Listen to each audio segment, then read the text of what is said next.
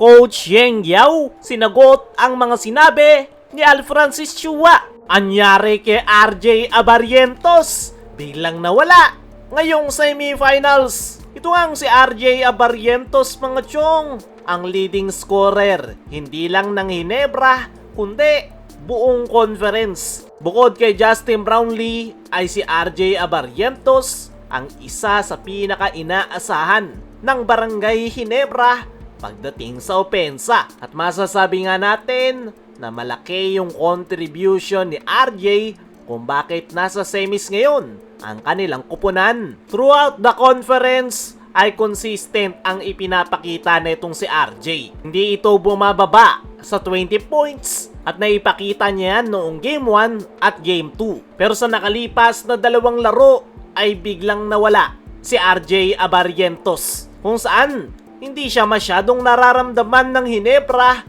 lalong-lalo na sa kakatapos lang na Game 4 kung saan ay nakapagtala lang ito ng 8 points. Yan ang pinakamababang performance ni RJ Abarrientos ngayong conference kahit pa napakalaki ng playing time na ibinibigay sa kanya ni Coach Tim Cone. Kaya naman, ano nga ba yung nangyari kay RJ Abarrientos? Off night nga lang ba talaga o may problema? Ang sagot ay parehas. Off night itong si RJ Abarrientos sa nakalipas na Game 4. At the same time, maganda rin yung depensang ibinibigay sa kanya ng rain or shine ni Last of Painters. Pero meron nga ring problema si RJ Abarrientos na dahilan kung bakit biglang bagsak yung kanyang performance. At yan ay yung kanyang ilong. Nabanggit na natin yan sa nakalipas nating video na biglang nagbago yung laro nitong si RJ matapos siyang masiko sa ilong ni Jonard Clarito. Kumbaga, nawala yung rhythm at kumpiyansa ni RJ Abarrientos. Hindi na rin natin nakikita yung kanyang depensa dahil usually sinasacrifice ni RJ Abarrientos ang kanyang katawan para lang makakuha ng foul. Ngayon, hindi na natin yan nakikita kay RJ, kumbaga ilang o iwas ito na matamaan ulit ang kanyang ilong. Hindi lang sa depensa ilang itong si RJ, kundi pati na rin pagdating sa opensa. Talagang naapektuhan si RJ Abarrientos ng pagkakasiko sa kanya ni Jonard Clarito. Dahil after siyang masiko, dun na nagsimulang bumagsak yung kanyang performance. Para sa akin mga chong, kailangan ng Barangay Ginebra itong si RJ Abarrientos this upcoming Game 5. Napaka-importante nga ng laro na yan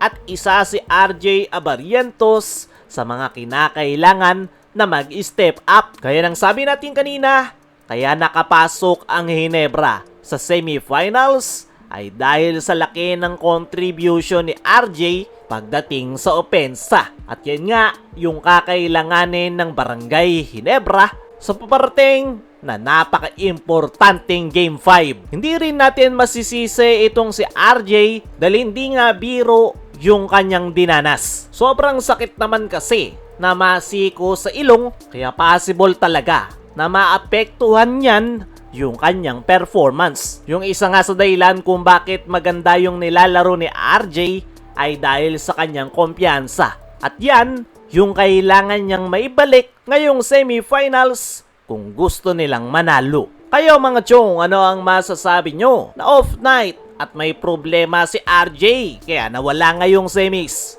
I-comment mo lang dyan sa ibaba. Samantala, Coach Yeng Yao sinagot ang mga sinabi ni Alfrancis Chua. Nagkainitan nga itong si Coach Yeng at Alfrancis Chua sa nakalipas na Game 4 semis. At sa naging press con interview ay nabanggit na itong si Coach Yeng Yao na sinabi lang nito na huwag kausapin ang mga referee. At doon na nagsimula ang lahat. Sinagot yan ni Alfrancis Chua sa kanyang naging latest interview na lahat pinapakailaman ni Yeng Yao. Sinabi pa ni Boss Al na hindi naman nito pinapakailaman yung rain or shine. Nagre-reklamo nga lang daw siya sa referee para sa kanyang kupunan. na Barangay Ginebra. At dinagdag pa nito na mag-focus na lang na mag-coach sa Rain or Shine si Yeng Yao. At binweltahan nga yan ni Coach Yeng sa kanyang naging latest interview na ginagawa naman daw niya yung kanyang trabaho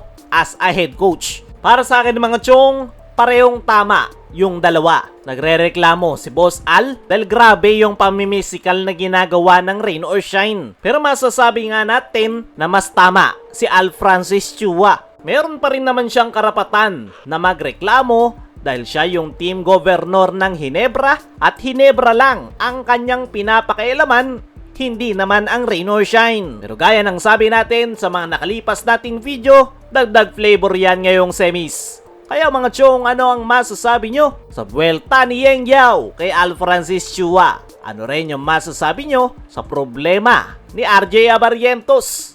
I-comment mo lang dyan sa ibaba.